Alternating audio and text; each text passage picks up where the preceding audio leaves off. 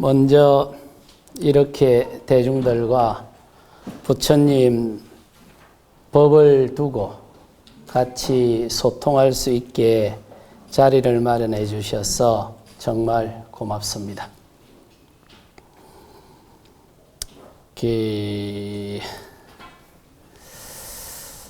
출가한 지가 한 49년 정도 됐습니다. 모친한테 꼬여서 출가를 했었죠.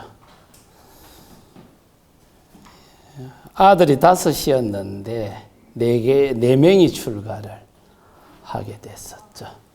조카도 2이 출가를 하고 삼촌도 한 번 출가하시고. 우리 마을이 시골에 한 150가구 정도 되는데 이리저리 하면은 한 15분 정도 스님이 계실 겁니다. 또 앞마을 뒷마을까지 하면은 한 50명 됩니다. 그러다 보니 어려서부터 저는 불교 자체가 그냥 제 삶이었죠. 또 스님들을 뵙는 게 자연스러웠고요. 모친 큰형님이 출가를 하셨는데 나중에 큰형님이 스님이 되고 나서 동생 중에 누가 가가지고 청소를 해줘야 된다 카대요. 큰형님 공부해야 되니. 그래 제가 갔습니다. 내 공부는 왜 왔고? 그러면 그거 다 큰형님 스님 공부 마치고 나서 하면 되니까 가서 큰형님이 먼저 공부를 해야 된다고. 그렇게 해서 출가를 했었죠. 통도사로 출가하고 거기서 거의 한 20년, 한 22년을 통도사 있으면서 서울도 와서 공부를 하고 그리 했습니다. 나중에 동대에서 시간 강사를 2년을 했는데 저는 대학에서 강의하는 게 체질에 잘 맞지가 않더만요. 그러던 차에 은사 스님이 인도 성지순례를 다녀오시고는 인도 불교가 너무 상황이 열악하니 내 상자들 중에 누가 인도 불교를 복원하고 스님들을 교육시키는데 좀 원력을 세웠으면 좋겠다라고 해서 제가 좀 기가 야립니다. 그래서 제가 하겠다고 했죠. 그때는 생각을 하니까 한 30년이면 될 줄 알았습니다. 아직껏 스승을 위해서 30년 그 정도야 제가 봉사를 못 하겠습니까? 어린 마음에. 그래서 제가 간다고 했죠. 그러고는 이제 하던 공부를 마치고 약속대로 갔죠. 그게 30년 전입니다. 그리고 작년에 결산을 해보니까 아차 싶더만요. 지금까지 일로 한 게 아니고 일할 준비를 하고 있었던 말이에요. 30년 동안. 그래서 할 수 없어 보리수 밑에 다시 갔죠. 가서 제가 30년 전에 계산을 잘못했습니다. 이 일은 30년에 끝날 일이 아니고 300년은 해야 끝이 날 일입니다. 그래서 앞으로 제가 270년 더 하겠습니다. 그래서 300년을 꽉 채우겠습니다. 그렇게 시작이 된 일입니다. 그리고 이제 인도 스님들을 교육을 시키고 있습니다. 네. 저는 스님이라 하면 비구를 스님이라고 생각을 했습니다. 비구니. 성인을 스님이라고 했는데 20년 전에 이제 학교를 짓는데 그 있는 스님들하고 이야기를 하면서 그러면 이제 인도 스님들을 교육시키는 학교를 지읍시다. 약속을 해놓고 다음 주에 학생을 받는다고 해서 아삼 지역에서 56명이 온다 하더라고요. 그런데 마지막 회의를 해보니까 뭐가 좀 이상해요. 그래 나중에 찬찬히 이야기를 들어보니 제 영어도 생존 영어입니다. 그냥 알아들을 거 알아듣고 못 알아들을 거 못 알아듣고 그렇게 하죠. 그래서 이제 찬찬히 들어보니 그 인도의 현지 스님들이 생각했던 스님 학교는 어린 스님들을 받아서 교육을 시키는 거더라고요.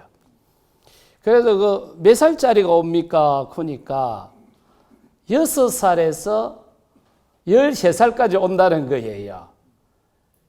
야, 뒷골이 딱 아프더만요. 제가 언제 아로 키워본 적이 있습니까?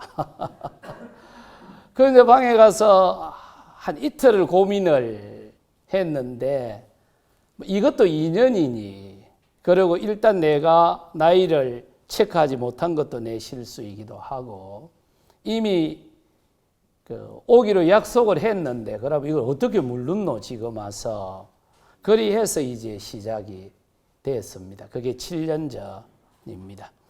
그리해서 행자를 지난 7년 동안 한 1000명을 받아가지고 한 학교가 한 서너 번 무너졌죠. 그건 전적으로 제 역량이 부족했고 제가 알을 키워보지 못했어. 어찌 키워야 될지도 모르겠고 늘 어른들한테 하듯이 고함 한번 질러비면 울어비고 운다고 뭐라 하면 더 울어비고 그렇게 해서 지금 이제 한 30명이 남아있는데 올해 10학년을 졸업을 하고 정식으로 성가대학에 입학을 4명이 했습니다. 7년 그리고 준비한 지 30년 만에 이제 4명 선임 후보자가 나와서 이제 성가대학에 입학을 했습니다. 6년 과정입니다. 그리고 아마 저희들 예측으로는 한 2년에서 3년 정도 지나면 거기에 그 학생 선임들이 최소 300에서 500명 정도로 늘어나게 될 겁니다. 그래서 이제 정식으로 인가를 받아야 되기 때문에 지난달부터 학교 설립 인가 절차를 준비를 하고 있습니다. 그러는 과정에 이제 가장 중요한 교재를 만들어야 되는데 경전어로 가르쳐 줄 수도 있고 또 그걸 요약을 해서 가르쳐 줘야 되는데 여러 가지 교재 중에 불교 개론 또는 불교사 특히 수행에 관련된 교재가 반드시 필요합니다. 우리는 수행을 많이 강조합니다만 그 강조하는 것만큼 수행에 대한 교재가 찾아보기가 쉽지가 않죠. 특히 부처님이 어떻게 수행을 했고 어떻게 제자들을 가르쳤는지 그것을 수행의 기초에서 찾아볼 수 있는 교재는 저는 거의 없다고 봅니다. 그래서 고민을 하다가 경전을 찬찬히 뒤져보니 부처님이 직접 설했던 내용을 모아놓은 게 니까야라고 하죠. 100번도 더 봤을 겁니다. 율장하고 니까야 전체를. 그리고 내린 결론이 부처님은 처음도 그렇고 마지막도 그렇고 8정도로 수행 체계를 세워놨습니다. 그런데 제가 불교를 배울 때는 그렇게 안 배웠던 거예요. 그래서 이걸 전체적으로 다 보고 나서 교재를 이제 썼었죠. 교재를 써놓고 가만히 생각을 하니 그냥 책을 써놓은 거하고 박사 논문을 박사 학위를 받아 갖고 한 거하고 이 좀 다를 수 있겠다 싶어서 본질적 분상에서야 보면은 뭐 거의 뭐 필요하겠습니까만 또 우리가 사는 세상은 형식도 필요하이. 그래서 이제 학교에 가서 물어봤죠. 학교 떠날 때 논문을 안 쓰고 갔었거든요. 그 전공 시험하고 외국어 시험 다 해놓고 논문만 내면 되는데 이제 학교 돌아올 일이 없을 거라고 생각해서 논문을 안 내고 선방으로 들어갔었죠. 그 학교 와서 물어보니까 이리저리 법이 좀 바뀌어서 스님은 논문 내는 기간이 23년 2월 25일까지인가 3월 5일까지인가라고 하더라고요. 그럼 언제까지 이걸 써서 내면 됩니까? 그러니까 어쨌든 교수들의 도장을 다 받아서 22년 12월 14일까지만 제출이 되면 됩니다. 그래서 어쨌든 그 시간을 맞춰갖고 12월 14일 오후 5시 10분 전인가 그 갖다 제출을 해서 그게 지금 팔정도 수행체계입니다. 이거는 제가 그 박사학위에 관심이 있어서 낸 책은 아니고 인도 스님들을 교육시키기 위해서 저술한 교재입니다. 그래서 제 개인 의견은 가급적 다 빼버리고 한 160개의 근본경전을 가지고 수행을 부처님이 어떻게 말씀하셨는지 그것을 체계화 시켰는데 아마 그 초판이라서 문장도 안 맞을 거고 제가 봐도 비문도 많고 오자도 많고 그렇더만요. 그래도 수행에 관한 한 특히 부처님이 창안한 오리지널 불교 수행에 관한 한 이런 종류의 책은 처음일 겁니다.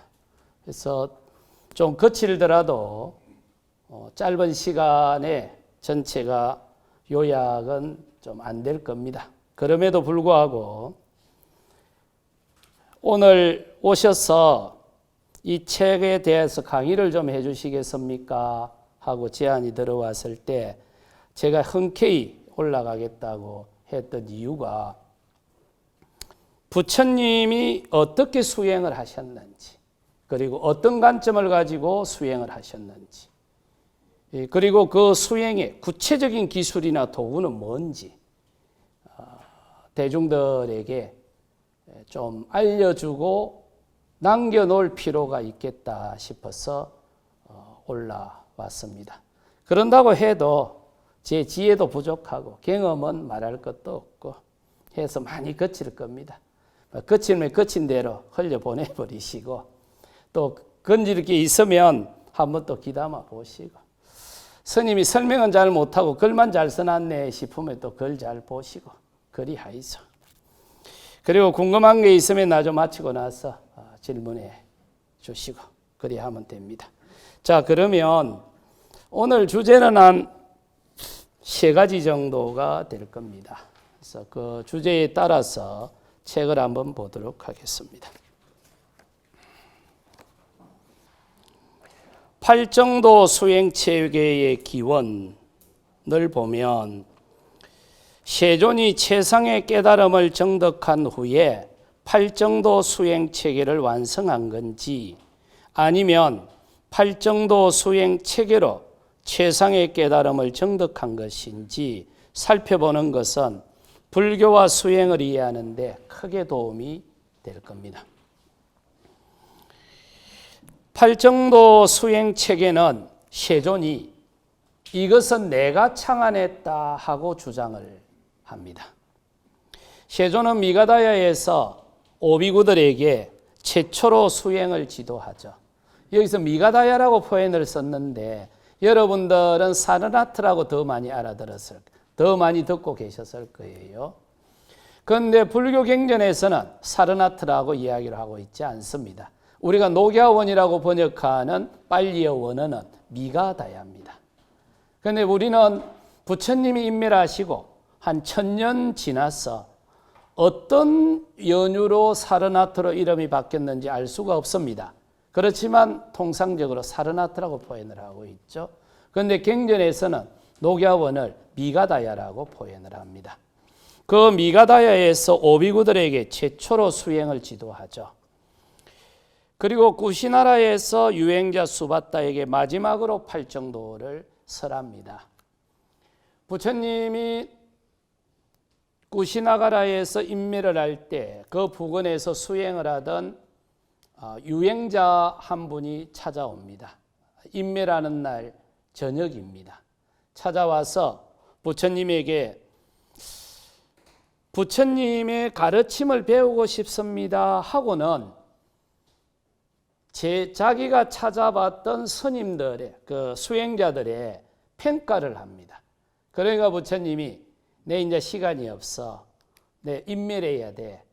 그러니 지금까지 내 가르침이라고 주장하는 것에서 팔정도가 있으면 나의 가르침이고 팔정도가 없으면 나의 가르침이 아니다. 이게 부처님 마지막 말씀입니다.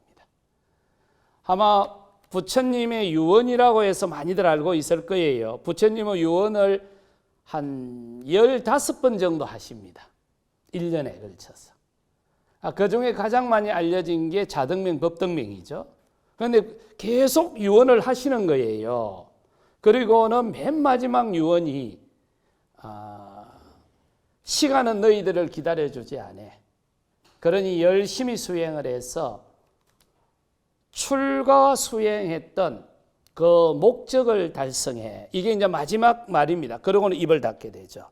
그런데 그 말씀을 하기 직전에 한 말이 이 말입니다.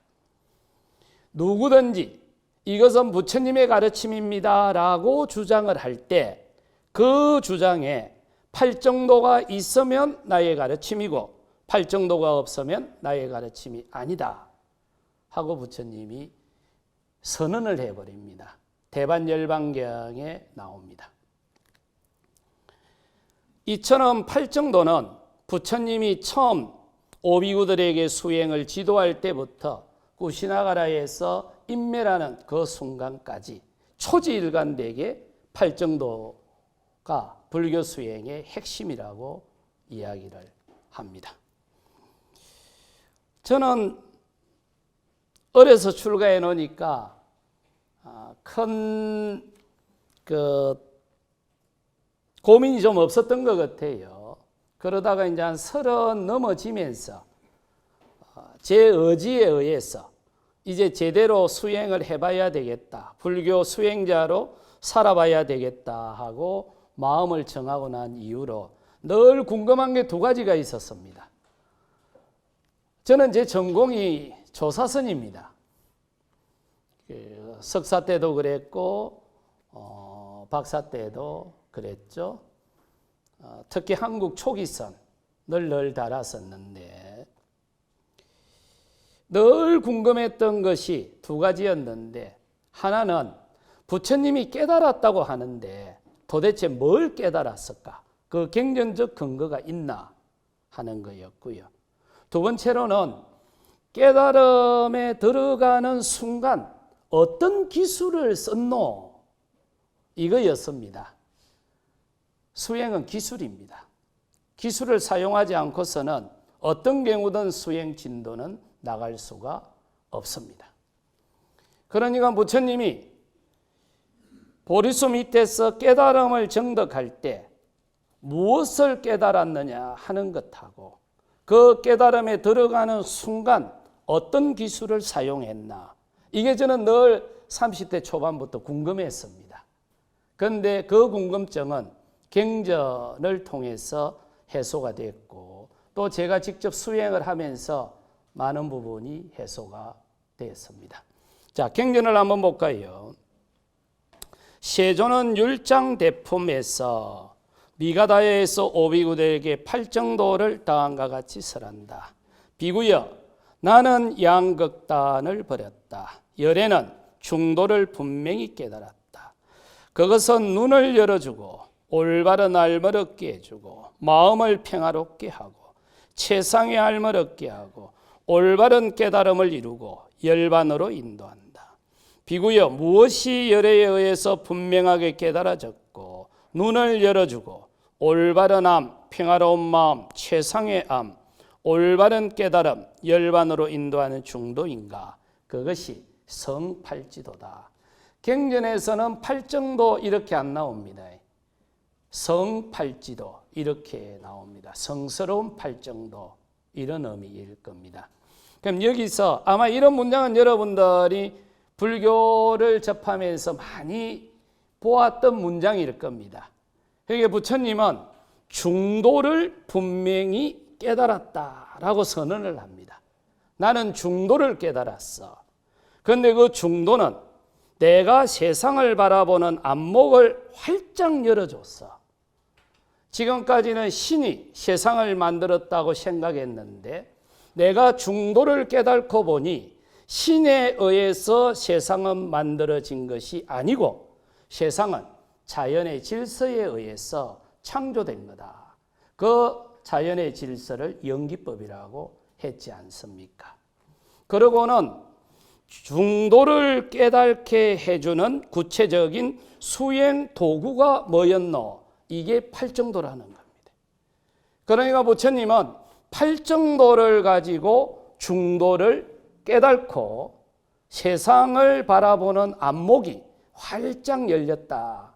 이렇게 율장대품에 규정을 해버립니다. 이 율장대품을 세속에서 번역할 때 초전법륜경이라고 합니다. 한 장을 더 넘겨보시면 60조 첫 번째 줄 생경에서는 세존이 이 세상에 출현하지 않았다면 팔정도는 생겨나지 않았을 것이라고 설한다. 비구여 이와 같은 성팔정도는 팔지도는 수행되는 것이고 많이 익혀지는 것이고 열애, 아란, 정자각의 출현 없이는 생겨나지 않는다. 아마 여러분도 마찬가지일 거고 저도 마찬가지입니다. 우리가 팔정도를 배울 때는 대개 교리로 배웠을 겁니다. 저도 그렇게 배웠으니까. 그런데 부처님은 많은 경전에서 이렇게 규정을 합니다. 팔정도는 수행의 덕목입니다. 그러니까 팔정도는 단순한 교리가 아니고 수행을 통해서 성취해야 될 덕목입니다. 이렇게 규정을 합니다. 그러고는 팔정도는 바로 내가 만든 겁니다. 이렇게 규정을 합니다. 팔정도는 수행 덕목이고 동시에 팔정도는 내가 만든 것입니다. 이 이야기가 반복해서 경전에는 등장을 합니다. 61쪽으로 가보면 그러면 이 팔정도가 부처님이 독자적으로 만든 것인지 아니면 뭔가 기존에 좀 있는 것에다가 뭔가 좀 추가한 것인지 그게 좀 더 궁금하더군요. 그래서 이렇게 쭉 찾아보니까 부처님은 이런 말씀을 합니다. 62쪽 세 번째 줄에 가면 법구경에서는 정령과 청정이 옛날부터 전해져 온 것이다 라고 설합니다.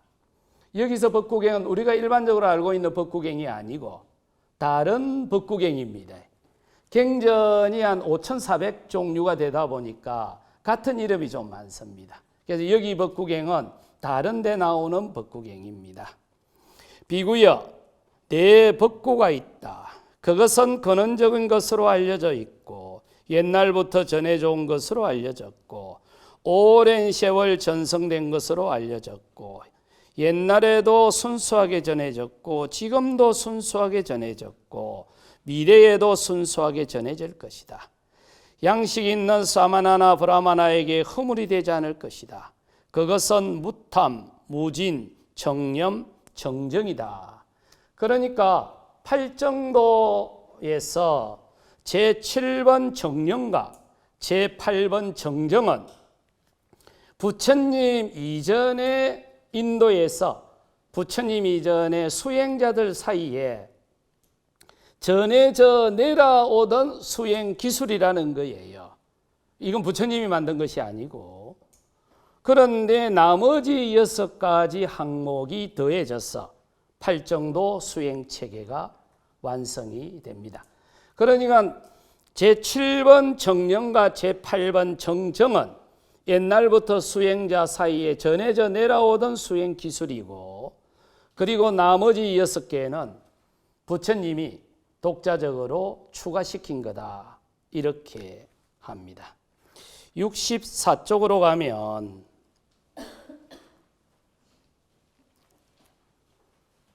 깨달음 수행 기술. 그럼 부처님이 구체적으로 보리수 밑에서 깨달음으로 들어갈 때 사용한 수행 기술은 뭘까? 그거는 대제경에 다음과 같이 나옵니다. 아키베사나여, 나는 이를 이에 붙이고 해를 입천장에 대고 마음으로 마음을 항복시키고 제 앞에 없애버린다. 그때 나에게 갯드랑이에서 땀이 흘렀다. 아키베사나여, 나에게 물러설 줄 모르는 정진이 있고 끊임없는 삿띠가 확립돼 있다.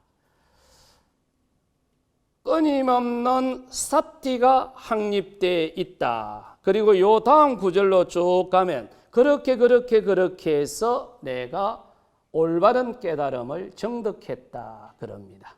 그러니까 부처님이 깨달음으로 들어가는 그 순간 사용했던 수행기술은 팔정도 제7번 정념을 사용했다는 겁니다. 이 팔정도 제7번 정념을 삿띠 수행이라고 합니다. 그거는 조금 있다가 다시 살펴보도록 하겠습니다. 그러니까 부처님은 평생 45년 동안 활동할 때 제자들에게 팔정도 수행 체계에 기초해서 수행을 완성해라. 그리고 그렇게 완성된 수행으로 많은 중생들의 자유와 행복을 위해서 기여해라. 그래서 이 세상을 사람이 살만한 그런 불국정토를 만드는데 헌신해라 하고 강조를 하셨죠. 자, 이게 첫 번째 주제입니다. 57쪽으로 돌아가 보시죠. 자, 팔정도를 한번 보겠습니다. 여러분도 마찬가지고 저도 그렇습니다. 우리가 팔정도를 배울 때는 정견, 올바르게 세상을 봐라, 정사, 올바르게 사유해라, 이렇게 배웠지 않습니까? 그런데 그렇게 설명해 놓은 경전도 있고 그리고 더 구체적으로 지적을 해 놓은 경전도 있습니다. 앞에 보면은 진리분별경이라는 경이 있을 거예요. 이거는 중앙경 마지마니까야에 나오는 내용입니다. 정계는 고진멸도 사성제를 있는 그대로 통찰하는 것. 자, 이렇게 한번 보시죠. 있는 그대로 보는 것과 고진멸도 사성제를 통찰하는 것, 뉘앙스가 좀 다릅니까? 저는 다르더만요. 훨씬 구체적이지 않습니까? 이런 거죠. 운동하면 좋습니다. 좋은 것 같죠? 그런데 돌아서면서 어떻게 운동해야지? 헷갈리지 않습니까? 있는 그대로 보세요 하는 것과 고진멸도 사성제를 통찰하세요 그런 것은 다른 덕목입니다. 그러니까 부처님은 우리는 일반적으로 있는 그대로 보는 것으로 해석을 했지만 경전을 보니까 고진멸도 사성제를 통찰하는 것, 이것이 정견이다 이렇게 했죠.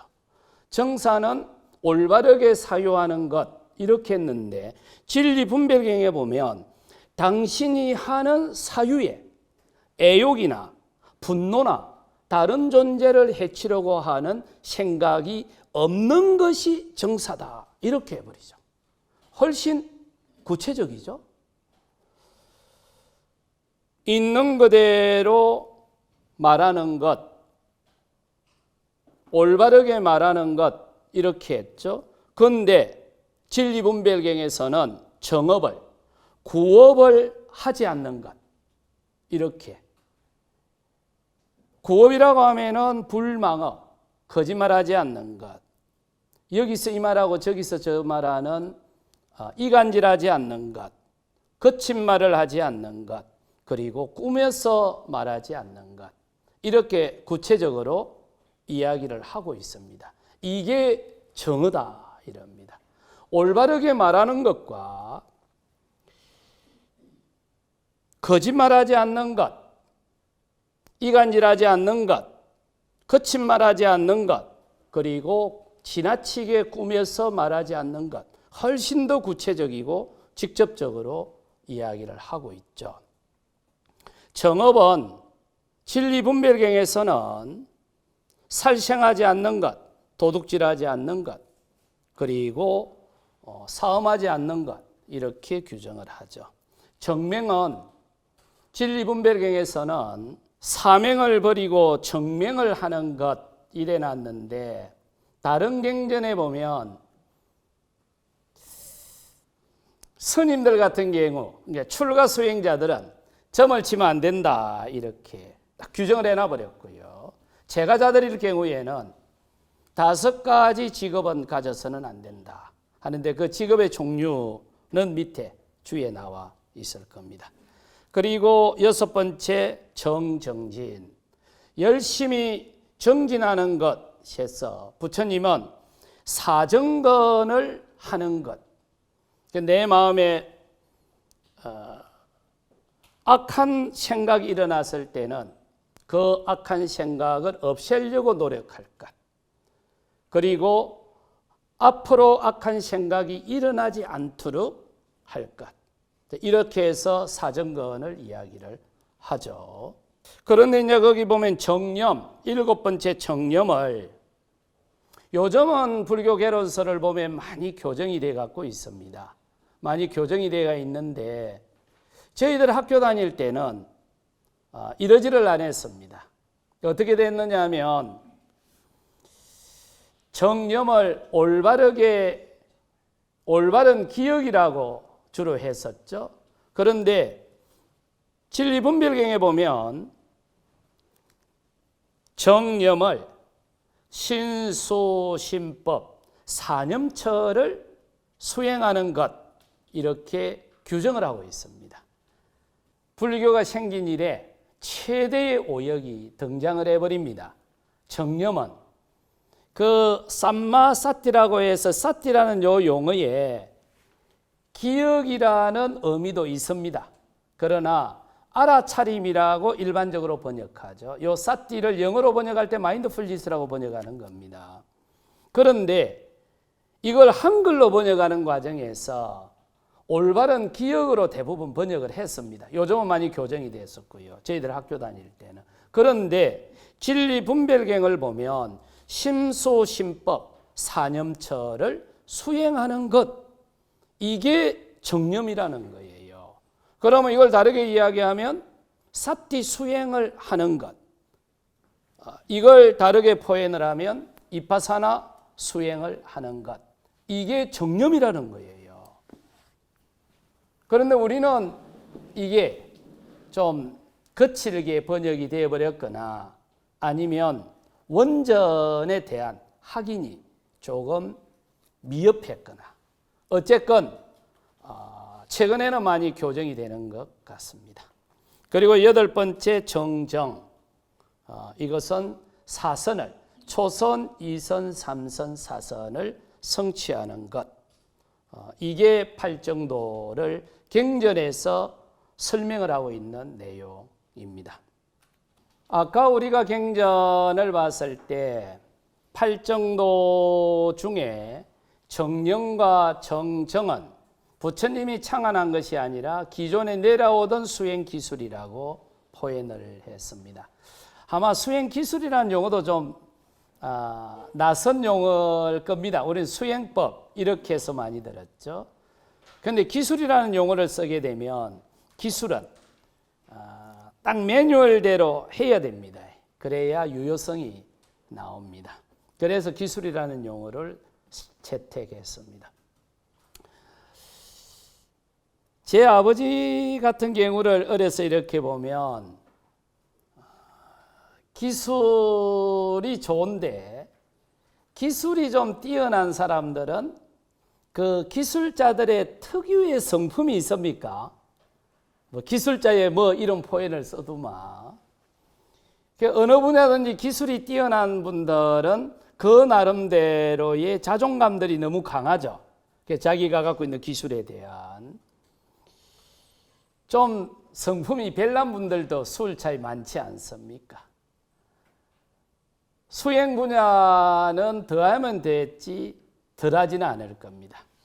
그러니까 부처님이 처음 수행을 하러 가니 이 좋은 수행을 당신이 이전받기는 했지만 그 당시 수행자들을 보니 이 수행자들의 성품이 상당히 벨났던 것 같습니다.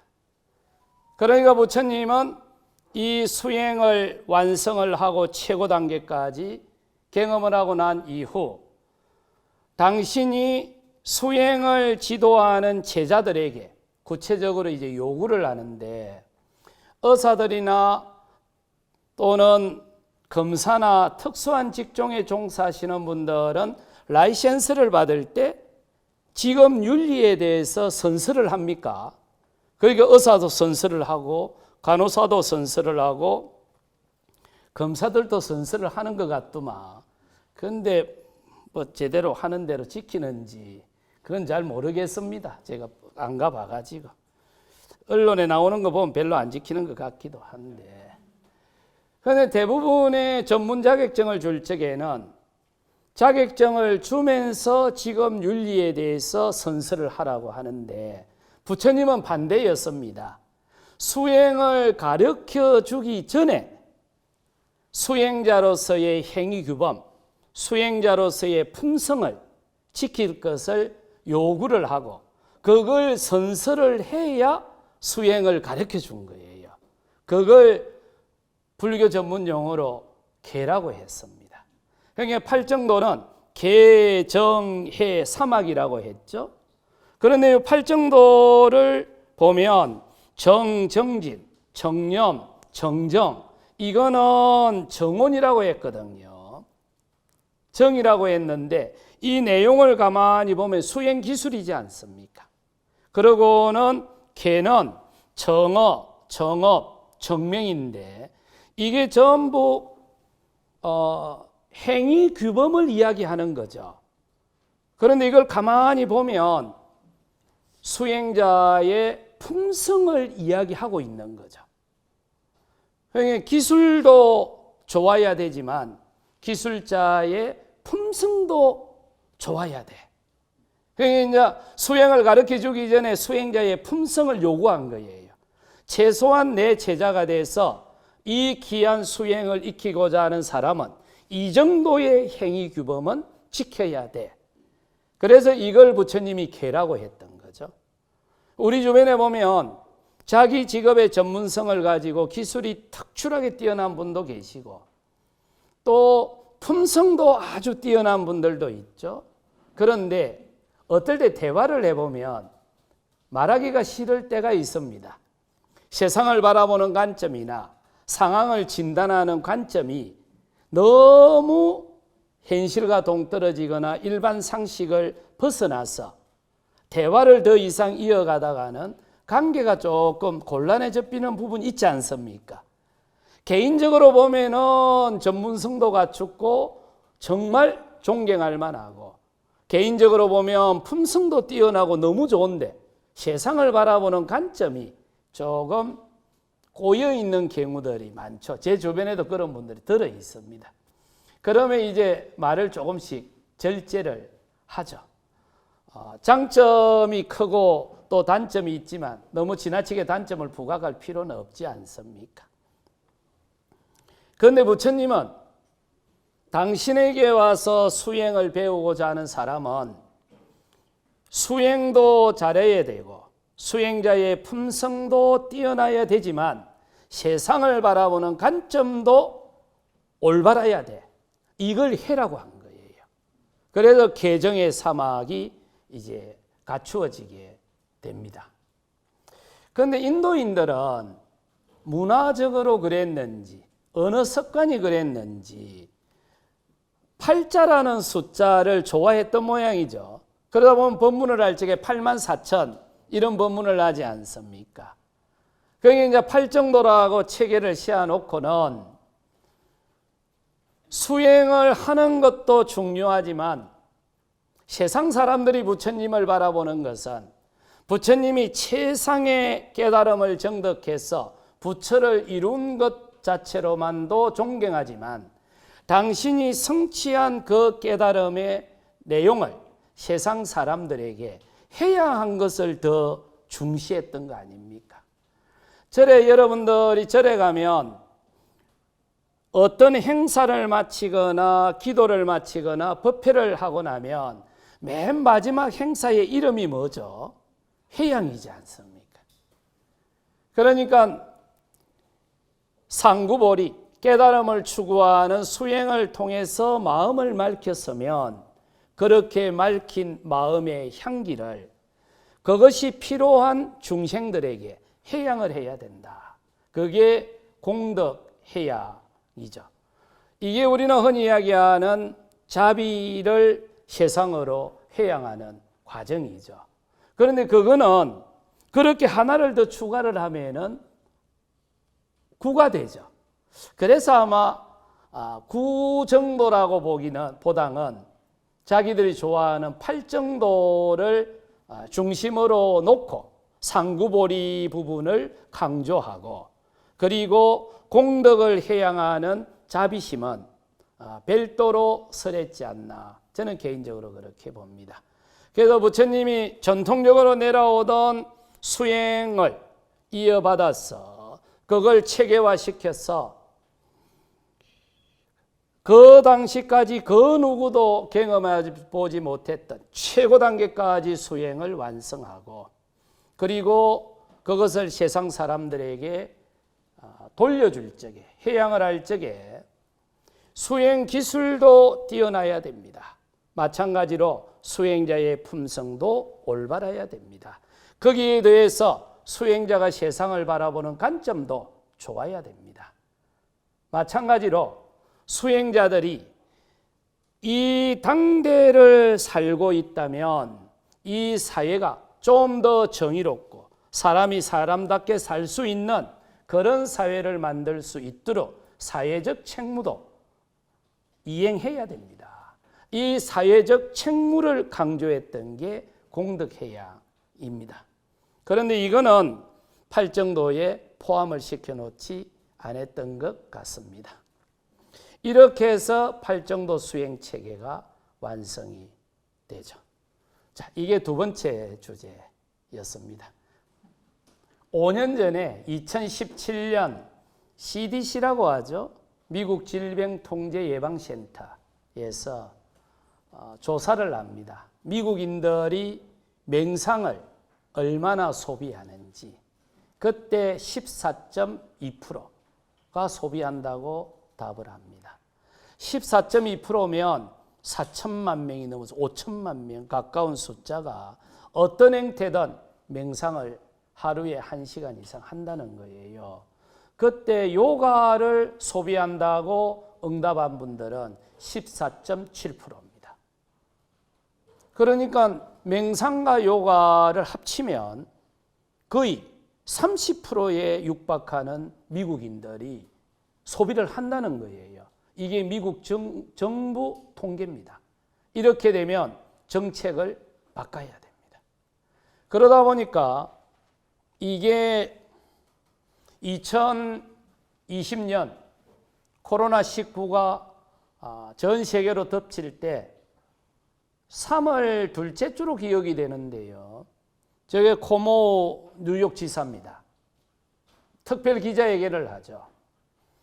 코로나19가 팬데믹으로 옮겨갈 겁니다. 그렇게 되면 뉴욕 시민들은 고립감이 심화될 겁니다. 그렇기 때문에 5가지 수칙을 준수해 주십시오. 운동 열심히 하시고 개인위생 철저하게 지켜주시고 좋은 음식들 많이 드시고, 그리고 정신건강 소홀하게 하지 마시고, 그리고 반드시 명상을 하십시오. 이걸 강조를 합니다. 그리고는 헤드스페이스라는 앱을 열어줍니다. 이 헤드스페이스 그 당시 1년 매출액이 1,100억이었습니다. 명상 앱 하나 1년 매출액이 1,100억이에요. 그걸 열어줍니다. 그리고 나서 그 다음 주에 캘리포니아 주지사도 똑같은 기자회견을 합니다. 캘리포니아 주지사가 기자회견을 할 적에는 캘리포니아 공과대학, 우리가 흔히 칼텍이라고 하죠. 거기서 만든 어퍼를 열어줍니다. 거의 우리는 세상이 그렇게 변해가는 줄 잘 몰랐죠. 이거는 영국 의회입니다. 마인드풀 네이션 UK 2015년에 저런 국회 모임이 하나 만들어지는데 영국 하원 600명 중에 250명이 가입을 합니다. 그런데 그 타이틀이 뭐죠? 우리식으로 이야기하면 맹상국가 영국입니다. 저걸 국가 브랜드로 만들자는 거예요. 그러고는 웨스트민스터 사원에 가서 정기적으로 맹상을 합니다. 프랑스 의회도 저기에서 영향을 받아가지고 하고, 네덜란드도 마찬가지고. 그리고 전 세계 45개 국회나 정치 지도자들에게 홍보를 하기 시작합니다.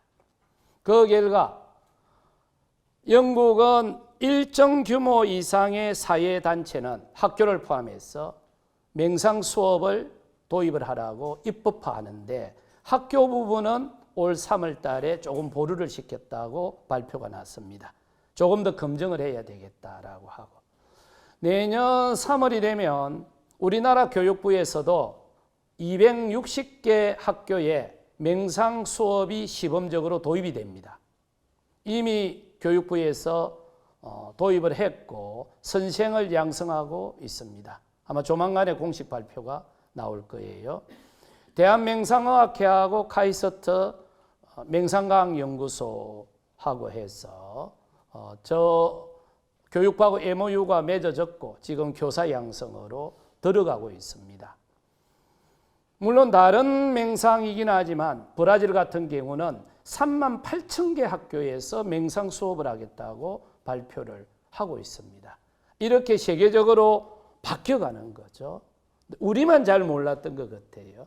그런데 저는 개인적으로 고려 중기 이후로 우리나라 불교는 최고의 호황기에 접어들었다고 봅니다. 그런데 전통적인 불교도들하고는 관념이 좀 다를 거예요. 저도 전통적인 불교도 출신이기도 하고 지금 조계종에 소속이 돼 갖고도 있습니다. 저는 성녀정도 이 옷을 입고 나왔습니다. 제가 입고 있는 이 옷이 조계종 어제법 1조에는 보면 옷을 이렇게 입도록 되어 있습니다. 다음에 가시거든 조계종 종원종법 어제법 1조를 한번 보십시오. 그렇게 세상이 바뀌어가고 있죠. 그런데 많은 사람들은 한국 불교 상황에 대해서 상당히 힘들다, 좀 더 어려워지지 않겠나 그리합니다. 그러나 저는 개인적으로 전혀 다른 관점을 갖고 있습니다. 이 옷을 입고 있다 보니까 전통적 의미에서의 불교도를 접하기보다는 일반인들을 더 많이 접할 기회가 많습니다. 우리나라에서 맹상을 접하는 인구는 폭발적으로 늘어나고 있습니다. 어떤 종류의 맹상이든지 간에. 2015년에는 삼성이 영덕에 1,700억을 들여서 인재개발원이라고 하죠. 맹상 전문 연수원을 도입을 하죠. LG는 문경에다가 세웠죠. 그리고 SK는 함양에다가 세웠다가 최근에는 카이스트에 맹상과학연구소를 지원을 하고 있지 않습니까? 이게 뭘 의미하겠죠? 우리나라가 이렇게 크리스찬들이 테크노클래스들이 많이 크리스찬이 됐던 이유 중에 하나는 우리가 좀 힘들 때 많은 사람들이 미국으로 가서 미국에서 기독교를 배워갖고 들어와서 한국의 지배층이 되면서 한국 사회가 기독교 중심의 사회로 옮겨가고 있고 지금은 주춤하고 있죠. 그런데 우리나라에서 영향력 있는 사람들이 회사 차원에서 본인들이 원하든 원하지 않든 맹상을 배우기 시작한 거죠. 이게 벌써 한 10년, 좀 더 길게는 한 20년 정도 됐죠. 그러면 지금 이제 학교에서도 맹상이 도입이 되고 있죠. 20년 내지 30년이 지나고 나면 한국의 정신문화의 지행이 또는 더 직접적으로는 종교 지행이 어떻게 바뀔 것 같습니까? 지금하고는 다르게 바뀌어갈 거라고 봅니다. 그걸 반영을 해서 지금 조계종에서도 맹상 트러스트를 짜려고 무던히 노력을 하고 있지 않습니까? 자, 다시 한번 돌아가서 이거는 국내에 발표된 맹상 논문 편수입니다. 카이스트 맹상과학 연구소에서 2018년 미산 스님이 발표를 했었죠. 이거는 미국에서 맹상 편수가 발표되는 내용 숫자입니다. 이거는 국내고요. 이거는 그 해외인데 이거는 그 국내에서 어떤 분야의 맹상을 활용하는지 나오는데 해외 분야도 마찬가지입니다. 전통적인 의미의 수행보다는 수행을 활용하는 쪽에 포커스가 맞춰져 있죠. 자, 여기를 한번 보시죠. 2017년에 하버드에서 맹상 관련 논문이 186편이 쏟아집니다. 그 해에 우리가 흔히 알고 있는 아이비리그에서만 1년에 2000편 이상의 맹상이 쏟아집니다. 맹상 관련 논문이 쏟아집니다. 그리고 다음 자료를 보시면 맨 아래에 보면은 막스 프랭크 인스티튜트라고 되어 있죠. 저게 그 유명한 막스 프랭크 연구소입니다. 독일에 있죠. 그 연구소에서만 어떤 연구소인지는 모르겠습니다. 그 몇 개가 있을 거예요. 그 연구소에서만 28편의 맹상 관련 논문이 쏟아집니다. 우리가 알고 있는 전통적인 물리학 연구소에서 맹상 관련 논문이 1년에 28편씩 쏟아지는 거예요. 이거는 그만큼 맹상을 소비하는 인구가 사회적으로 늘어났다는 걸 의미합니다. 그런데 이분들이 사용하는 거의 대부분의 맹상, 이론과 기술, 거의 90% 이상이 부처님이 창안했던 팔정도 수행 체계에서 갖고 가는 거예요. 이론까지. 우리만 모르는 거예요. 그리고 이 사람들은 거의 대부분 다 밝히고 있습니다. 이 소스는 불교 수행에서 갖고 왔다고. 다 밝히고 있는데 우리만 여기에 둔감했던 것 같습니다. 자, 이렇게 보시면 부처님이 창안했던 수행을 우리가 조금만 마음을 내려놓고 우리 것도 너무 중요하죠. 너무 좋고. 저도 88년도에 처음 통도사 보강선언을 갔는데 학교 다니기도 싫고 그래서 달아나가지고 선방을 갔었죠. 제가 처음 수행을 접했던 게 88년 하안거 통도사 보강선언이었습니다. 그때만 해도 저는 수행하는 사람들은 천하의 관념론자라고 열심히 비난하고 다닐 때입니다. 그런데 어떤 인연으로 선방을 갔는데 걸망도 안 풀었습니다. 이틀만 있다 달아날 거라고. 그런데 이틀 해보니까 이 수행이 제가 알고 있던 수행이 아닌 거예요. 제가 문자로만 접했던 수행이 아니더군요. 그래서 석 달을 수행을 했는데 저는 지금도 그때 석 달 동안 하두선 했던 걸 잊을 수가 없습니다. 그 힘으로 여기까지 온 것 같습니다. 그런데 제가 늘 문자를 좀 접하다 보니 조금 미진한 게 좀 궁금한 게 있는데 어른 스님들한테 여쭤보면 어른 스님들은 잘 설명을 했을 건데 제가 무지해서 이해를 못했지 않나 싶습니다. 그래서 어른 스님들께 허락을 받고 남방으로 내려가서 3년을 수행을 했었죠. 그 수행을 마치고 나서 보니까 이게 정말 인류 문화의 보고예요. 근데 부처님은 이걸 제대로 설명을 하신 것 같는데 제자들이 그리고 우리가 지혜가 부족해서 이걸 제대로 이해를 못했지 않았을까 싶은 아쉬움이 남더군요. 자, 그리고 다시 돌아가서 보죠.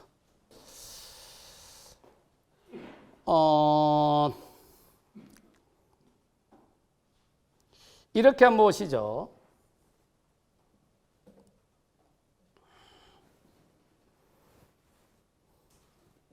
이제 지금부터 책 전체를 요약을 해버리겠습니다. 10분 동안. 지금 이 공간에는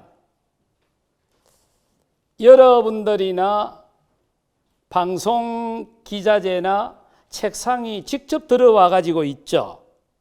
이 공간에는 물건이 직접 들어와 있죠. 그런데 여러분들의 마음속에는 제가 직접 들어가 있습니까? 저에 대한 이미지가 들어가 있습니까? 제가 직접 안 들어가 있죠? 이미지만 들어가 있죠. 그런데 살다 보면 짜증날 때 있습니까? 저도 하루 12번도 더 놔두봐요. 아니 수행하는 스님이 짜증내면 어쩝니까? 그러면 네가 머리 깎고 스님 되든지.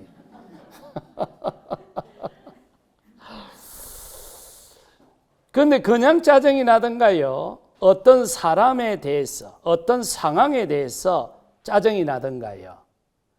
그냥 짜증을 내면 미쳤다 하지. 그런데 우리가 짜증을 내거나 화를 낼 때는 그냥 내는 것이 아니라 구체적으로 어떤 사람이나 상황에 대해서 짜증을 내죠. 그런데 그 존재가 내 마음속으로 들어온 게 아니잖아요. 내 마음속에 들어온 거는 그 사람이 들어온 것이 아니라 그 사람에 대한 이미지가 들어와 있죠. 그런데 그 이미지에 욕망이나 이기심, 탐심, 분노나 원망, 진심, 편견이나 선입관과 같은 치심이 붙어 있죠. 이게 기억의 구조입니다. 이 도표를 내가 길이 딱 하니까요. 이 공식을. 자, 기억의 구조는 우리 마음속에 들어와 있는 이미지에 탐진치 삼독심이 결합이 돼서 기억을 구성을 하는 거죠. 그런데 탐진치 삼독심이 결합됐다라고 하면 그냥 결합만 되어 있을까요? 그게 전부 에너지 덩어리일까요? 에너지 덩어리겠죠? 그래서 옛날 어른들은 합병 이런 표현을 쓰잖아요. 탐진치 삼독심은 탁한 에너지예요. 그럼 이 탁한 에너지가 많이 결합하면 많이 결합할수록 기억의 무게는 증가하겠죠? 증가하는데 우리는 탐진치 삼독심을 제거한다라고 하지만 구체적으로 탐진치 삼독심은 홀로 독립적으로 우리 마음에 존재하는 게 아니에요.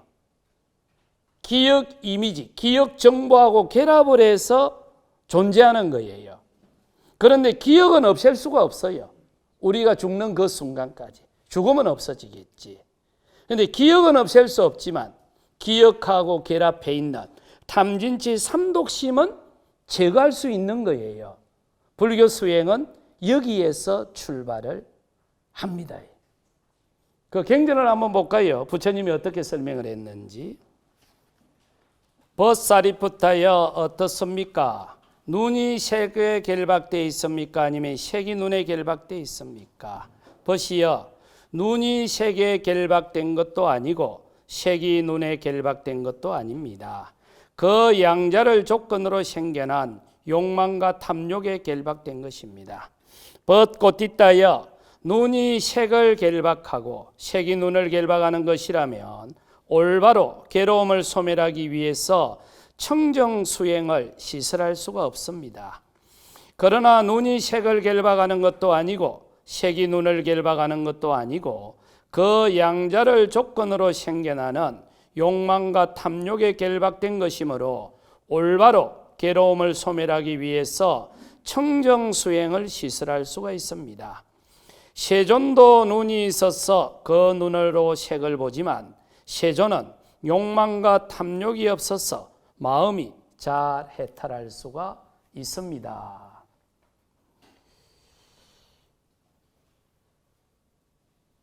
이 내용을 가만히 보면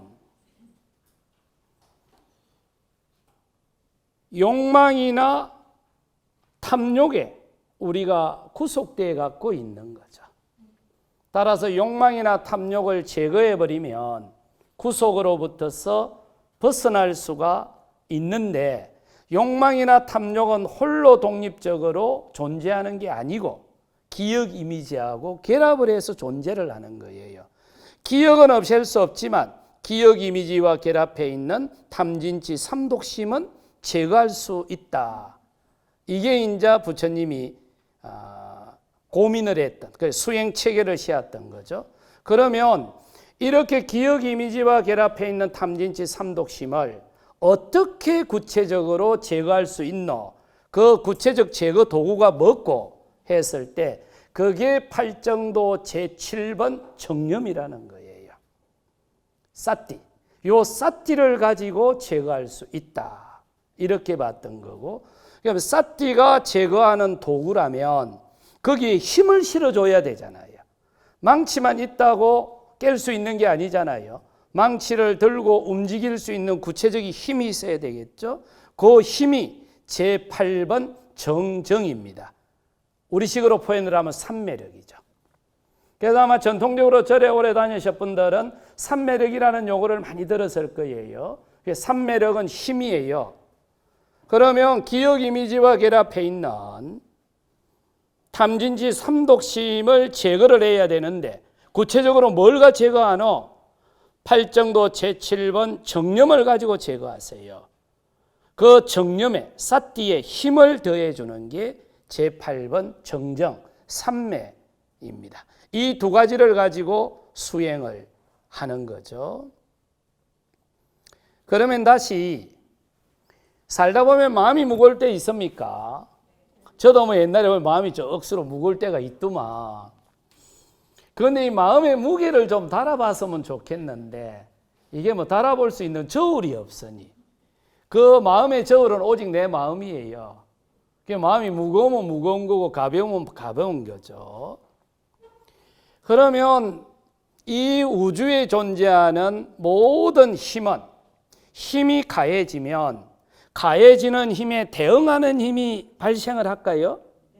힘은 일반적으로 작용을 하지 않죠. 힘이 가해지면 가해지는데 대응하는 힘이 발생을 하죠. 그러면 그 대응하는 힘을 스트레스라고 하죠. 공학에서. 그러니까 우리는 요즘 구글 검색창에서 검색어를 치면 아마 작년 같은 경우에 검색어 1위가 스트레스였을 거예요. 그만큼 전 지구 차원에서 많은 사람들이 관심을 갖고 주목하는 단어가 스트레스죠. 그런데 이 스트레스는 심리적인 용어라고 생각을 하기 쉽지만 공학적 용어입니다.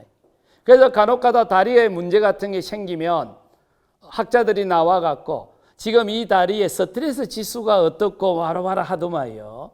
그게 위에서 내리 누지는 힘을 어느 정도 견딜 수 있노? 이럴 때 측정하는 단위죠. 그러면 이게 우리 마음에 오면 기억이 무게를 가지고 우리 마음 공간에 등장을 하면 마음은 그 무게에 대응하는 힘이 발생을 하겠죠.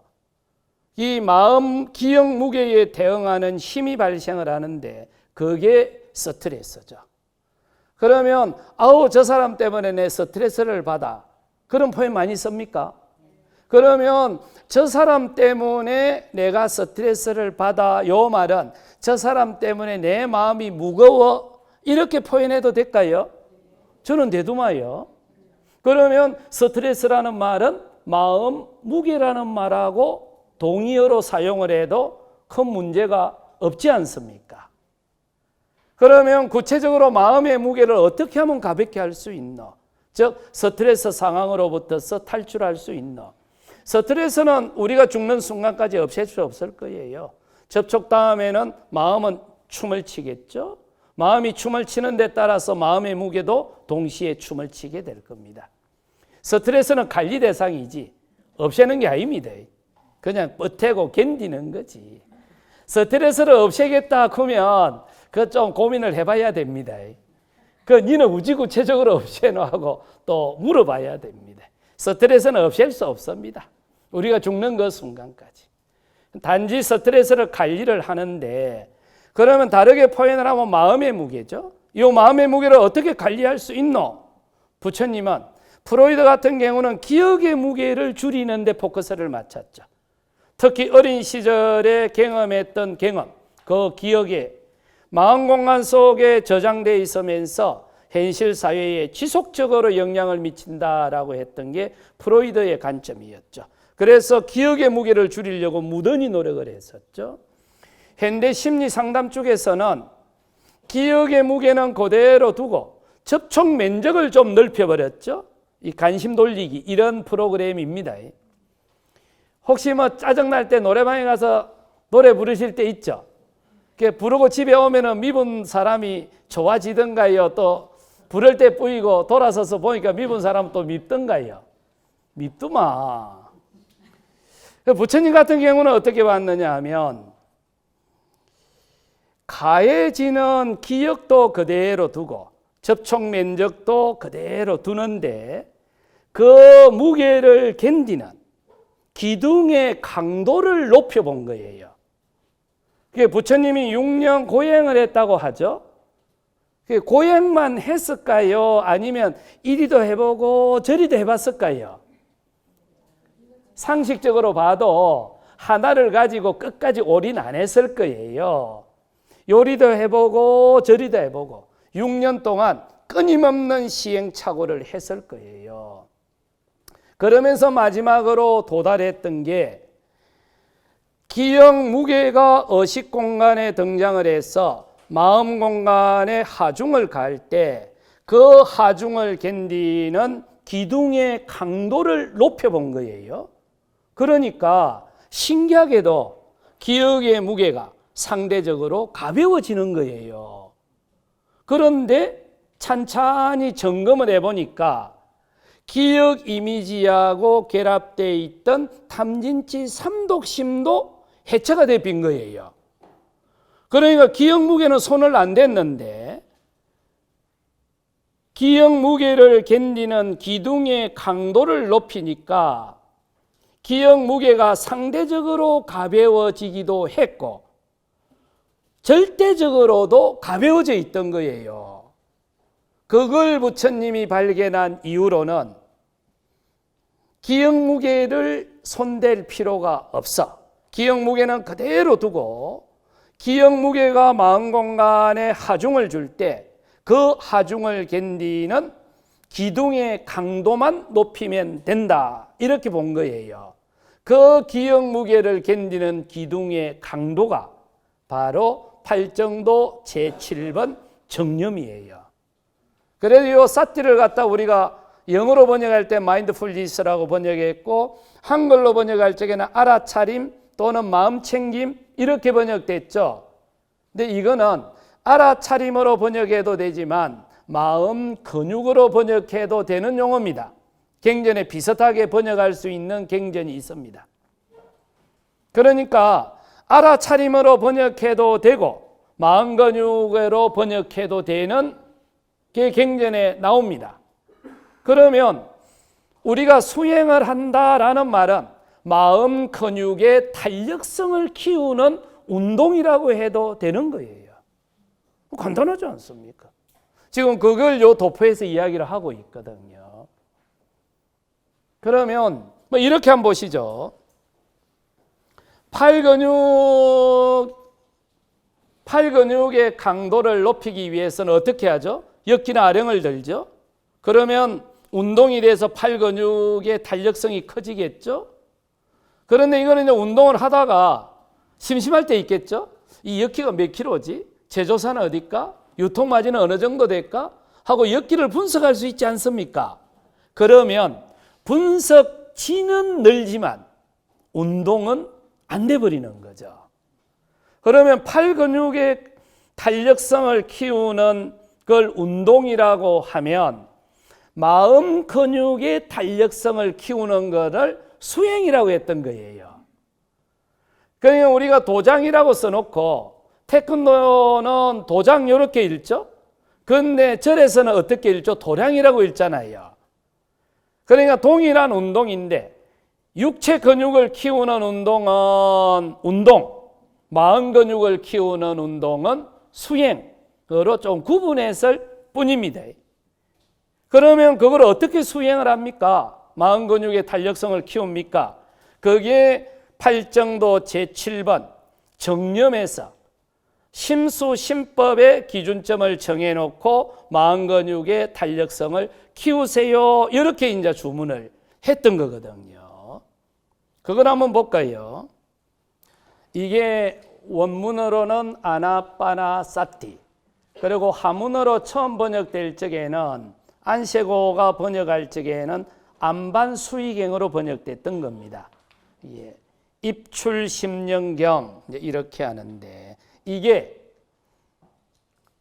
마음 근육의 탄력성을 키우는 가장 기본이 되는 경전입니다. 한번 볼까요?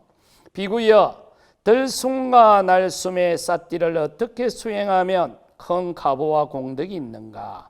세상에서 비구는 숲속 나무 아래 공안처로 가서 팽자로 앉는다. 몸을 곧게 세우고 얼굴 앞에 삿띠를 갖다 둔다. 그리고 들숨을 삿띠하고 날숨을 삿띠한다. 허리를 똑바로 세우라는 겁니다. 목도 똑바로 세우고 그리고 코끝에다가 알아차림하는 삿띠를 둬라. 마음 근육 기능을 하는 삿띠를 코끝에 둬라. 나는 길게 들숨할 때는 길게 들숨하는 것을 분명히 알고 나는 길게 날숨할 때는 길게 날숨하는 것을 분명히 안다.